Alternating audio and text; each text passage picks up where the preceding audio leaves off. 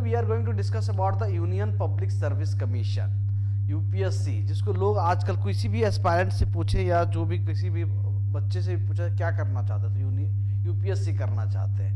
Actual में UPSC नहीं, वो आईएएस बनना चाहते हैं। आईएएस बनने के लिए जो क्राइटेरिया सब बहुत डिफरेंट है, लेकिन वो क्राइटेरिया कौन डिसाइड करता है, कौन रिक्रूटमेंट करता है, कौन सी बॉडी है जो इसको सर्टिफाई करती है कि these are the persons who are eligible to become an IAS officer, IPS officer और आईआरएस ऑफिसर। सो ये कौन सी बॉडी है जो डिसाइड करती है, सर्टिफाई करती है? तो ये है यूनियन पब्लिक सर्विस कमीशन, जिसको हम यूपीएससी कहते हैं। और इनफैक्ट ये कोई सर्विस नहीं है, ये एक रिक्रूटिंग एजेंसी है। और ये अगर रियल सेंस में बात करते हैं, इससे central recruiting agency which is a constitutional body. Constitutional body उसको कहते हैं जो कि संविधान में, कॉन्स्टिट्यूशन में मेंशन है, उसके प्रोविजन, प्रोसेस, क्रिएशन के लिए कैसे इस्टेब्लिश किया जाएगा, कैसे सेटअप किया जाएगा, इन सब सारी बातों को अगर संविधान में, भारत के संविधान में मेंशन किया गया है तो इसको हम कॉन्स्टिट्यूशनल बॉडी कहते हैं। जो भी कॉन्स्टिट्यूशनल बॉडी होते हैं उसको, कॉन्स्टिट्यूशनल बॉडी होने के कुछ फ़ायदे होते हैं कि जैसे कि अपॉइंटमेंट, किसी को भी अपॉइंट नहीं कर सकते, उसके लिए प्रोविज़न होंगे। रिमूवल, किसी जब मर्जी हुआ तब रिमूव कर दें, ऐसा नहीं हो सकता। There is a provision through which a person can be removed. ठीक है। उनके सर्विस कंडीशन, उनकी सैलरी कहाँ से डिसाइड होती है, all the things are mention in the constitution. Then the body और द सिस्टम और द ऑर्गेनाइजेशन, आयोग और जिसको निकाय कहते हैं, संघ लोक सेवा आयोग कहते हैं, इसको एक संवैधानिक बॉडी और एक कॉन्स्टिट्यूशनल बॉडी है। तो जो भी यूपीएससी करने की बात करते हैं उनको थोड़ा सा करेक्ट कर लेना चाहिए। यूपीएससी नहीं, आपको सिविल सर्विस एग्जामिनेशन की तैयारी करनी है। जैसे कहे कोई कहे कि हमको कंप्यूटर इंजीनियर बनना है, तो कंप्यूटर इंजीनियर एक ब्रांच है, ठीक है ना। उसी तरह आईएएस एक सर्विस है, आईपीएस एक सर्विस है, ठीक है। तो यूपीएससी एक एग्जाम कंडक्टिंग बॉडी है, सेंट्रल रिक्रूटिंग एजेंसी है, जो कि इंडियन कॉन्स्टिट्यूशन में अंडर आर्टिकल 315, आर्टिकल 315 टू 323, ये all articles are dealing with the provision regarding the creation of union public service commission। जैसे 315 आर्टिकल डील करता है कि हाउ टू क्रिएट, कैसे। तो this is under article 315 it is mention that there shall be a public service commission at the central level और and public service commission in each or every state at the state level, means it makes obligatory for the central government to create a public service commission at the central with the headquarter at Delhi, and every state there shall be a state public service commission। ठीक है। तो ये जो है ये obligatory करता है। संविधान का 315 आर्टिकल जो है, जो अनुच्छेद 315 कहता है, जो यूनियन सेंट्रल गवर्नमेंट पे बाइंडिंग करता है कि भैया तुम एक पब्लिक सर्विस कमीशन क्रिएट करो। ठीक है। इसके अलावा एक होता है joint state public service commission. ये एक स्टेट के लिए, ज्वाइंट स्टेट का मतलब ये होता है कि मोर देन टू और मोर देन टू। इसमें ये क्या है, ये जो होता है ये क्रिएट होता है by an act of Parliament, by an act of Parliament means it is not a constitutional body, it is a statutory body. Parliament ने क्रिएट किया है on the request of the state itself. Second thing, एक और यहाँ पे बात mention करने की जरूरत है कि स्टेट, अगर यूपीएससी को 2 और मोर देन 2 स्टेट रिक्वेस्ट करता है, then on the request of the governor of the state with the approval of the president, then UPSC will serve the needs of the state also। तो there are some provisions है जो एक background है जो UPSC के बारे में बताता है। तो लेट्स स्टार्ट कि भाई इसका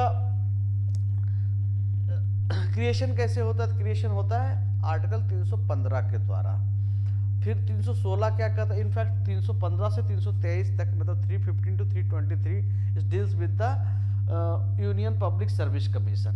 इनफैक्ट आर्टिकल 316 ये प्रोवाइड करता है कि कौन अपॉइंट करता है। तो member and the chairman of the UPSC will be appointed, has been appointed by the president. तो प्रेसिडेंट के द्वारा अपॉइंट किया जाता है मेंबर और the chairman of the UPSC. तो प्रेसिडेंट के द्वारा अपॉइंट का मतलब होता है, if you have the information about the president, then president is a nominal head, titular head, so he can't do anything without the aid and advice of the council of minister headed by prime minister। मतलब है कि president जो है अपने से कुछ नहीं कर रहे होते हैं, इनको जो भी काम करना होता है with the aid and advice of the council of minister headed by prime minister. ठीक है, तो यहाँ पे कौन अपॉइंट कर रहा होता है इनको अपॉइंट कर रहा होता है प्रेसिडेंट। तो प्रेसिडेंट जो अपॉइंट करेगा वही रिमूव करेगा। तो in second thing is about the service condition.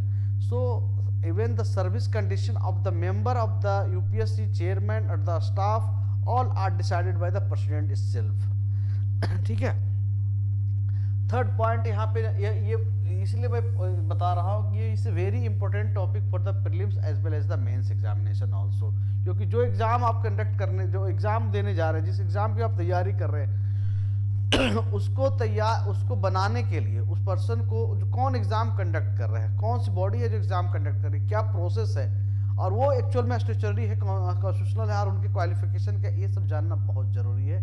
चाहे वो 2026 का प्रीलिम्स हो या 2027 का या 2025 में गया उसके लिए, ये कभी भी कहीं से भी पूछा जा सकता है, डायरेक्टली इनडायरेक्टली, इन किसी रूप में। ठीक है, वन मोर थिंग हम यहाँ पे बता रहे हैं कि यूपीएससी का जो मेंबर होता है या चेयरमैन होता है उसके लिए क्वालिफिकेशन में one of the very important criteria है क्या है कि मेंबर के लिए, क्योंकि हाफ ऑफ द मेंबर जो भी सिलेक्ट होंगे वो must have the experience of 10 year in either in the government service, state government, और एट द यूनियन लेवल। अगर सेंट्रल लेवल की किसी सर्विस में उनका एक्सपीरियंस होगा 10 सालों का, या तो स्टेट लेवल के सर्विस में, स्टेट गवर्नमेंट की सर्विस में इनका एक्सपीरियंस होगा, तभी जा करके वो ही और she will become the member of the union public service commission. Now will talk about the tenure. Tenure क्या होता है कितने वक्त के लिए वो सर्व करेंगे। तो मेंबर होगा या चेयरमैन होगा तो ऑफ UPSC will serve for 6 year और 6 इयर्स और 65 इयर्स। ठीक है, 65। सेकेंड, अगर स्टेट यूपीएससी के जो है UPSC state public service commission और joint state public service commission, ये जो होंगे ये सर्व करेंगे 62 ईयर्स। 65 और 62 क्यों गैप रखा गया है? इस गैप को इसलिए रखा गया है कि those person who are involve in the state public service commission और joint state public service commission, they will get the opportunity, they have the option to serve the union public service commission also. ठीक है, second ये है tenure, और इनमें से कोई भी पहले पूरा हो जाएगा तो कंप्लीट हो जाएगा, अगर वो 6 साल पूरा कर दे या 65 इयर्स कर दे। यहाँ पे एक बात ध्यान रखने की जरूरत है कि जनरली हम पढ़ते हैं 5 ईयर टेन्योर होता है, ऐसा कोई स्पेसिफिक नहीं है। कहीं चाहे मेंबर ऑफ पार्लियामेंट हो, चाहे कहाँ इलेक्शन की बात हो, 5 साल, लेकिन यहाँ पे 6 साल है। इस बात को ध्यान रखना है। ये हम सिर्फ रिकॉल करने के लिए, रिमेंबर करने के लिए, कंसोलिडेट करने के लिए इन्फॉर्मेशन को, और डिफ्रेंशिएट करने के लिए मैं फोकस कर रहा हूँ। 6 ईयर टेन्योर है यहाँ पे, 65 के साथ 6 ईयर टेन्योर है, इस बात को ध्यान रखने के लिए।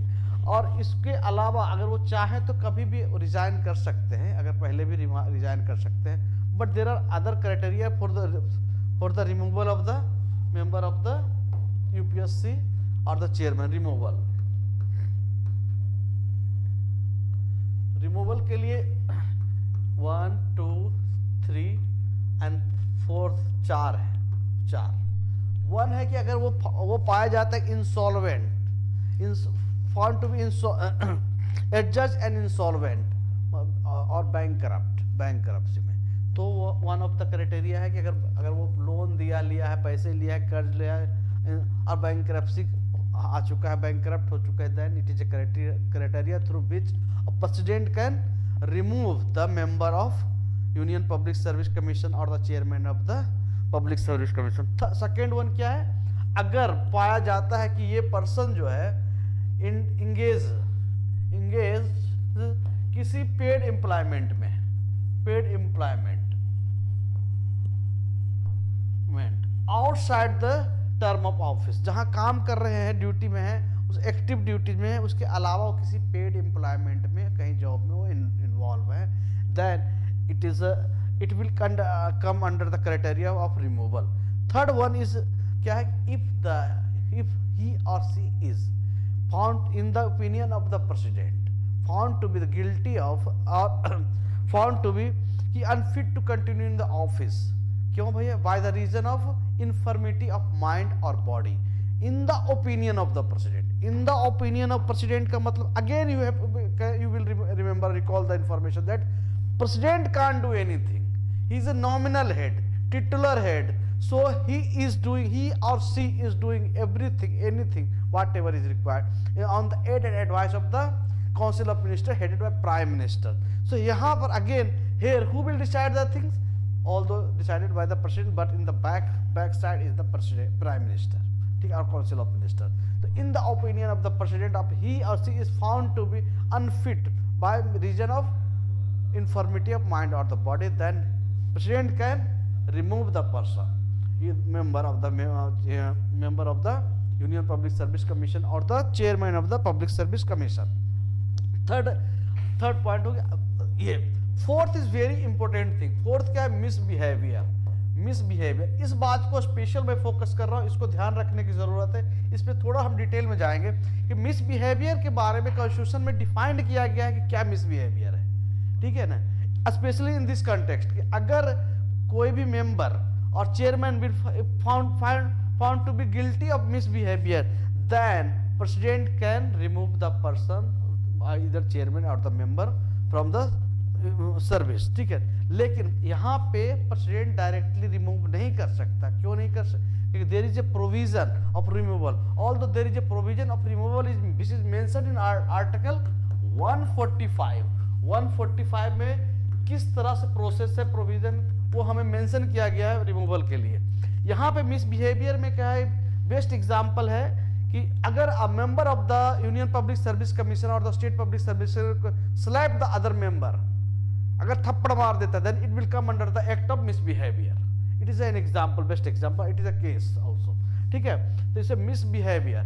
लेकिन अगर हम मिसबिहेवियर का काउज लेकर रिमूव करना चाहते हैं तो then it is the duty of the president to refer the matter to the supreme court, ठीक है, and then supreme court will inquire about the matter.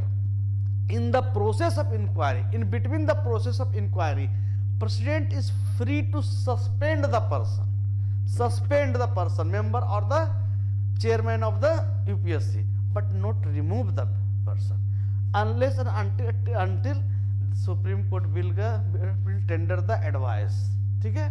अगर यहाँ पे एक नया बहुत ही इंपोर्टेंट बात ध्यान रखने का क्या है कि ड्यूरिंग द प्रोसेस सिर्फ सस्पेंड कर सकता है प्रेसिडेंट, रिमूव नहीं कर सकता। बट अगर once Supreme Court give the approval और give the advice, if the supreme Court found the guilty of crime of misbehaviour and give the advice to the UPSC, then ध्यान रखने की बात है, advice is binding on UPSC, so UPSC will act on the advice of the supreme court, ठीक है। ऐसा नहीं होगा कि एडवाइस इंक्वायरी भी किए और एडवाइस भी दिए और तो माने भी नहीं। तो इसका मतलब यहाँ पे क्या है, अगर सुप्रीम कोर्ट ने इंक्वायरी किया है और अप्रूव्ड हुआ है या डिसअप्रूव हुआ है, in the both the cases whatever advice will be given by the supreme Court, it is binding on UPSC, ठीक है। These are the few criteria through which a member और the chairman of UPSC will be removed from the office, ठीक है। अब हम इसके बाद आज थोड़ा सा एक और चीज डिस्कस कर लेते हैं, इंडिपेंडेंस। इंडिपेंडेंस का मतलब क्या है, इंडिपेंडेंस यहाँ पे कि जब कोई बात, अगर हमको fair and free exam conduct करना है, So free from political interference, free from political pressure, or free from any external variables. So we need the सब security. Security यहाँ पे कैसे provide करेंगे? तो सबसे very important चीज क्या है यहाँ पर? Constitutional body. कॉन्स्टिट्यूशनल बॉडी बनाया ही इसीलिए गया है कि भैया मेरिट सिस्टम को स्ट्रेंथन करने के लिए, स्ट्रॉन्ग करने के लिए, एंड फेयरनेस के लिए। सो फेयरनेस इज जस्ट, ये एक अपने आप में एक जस्टिस है।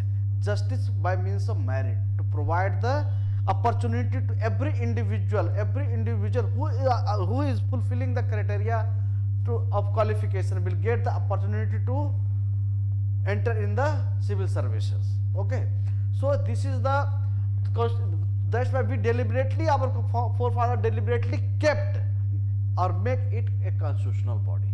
ठीक है, संविधानिक बॉडी। तो सबसे पहला बात क्या है, ये कॉन्स्टिट्यूशनल बॉडी है।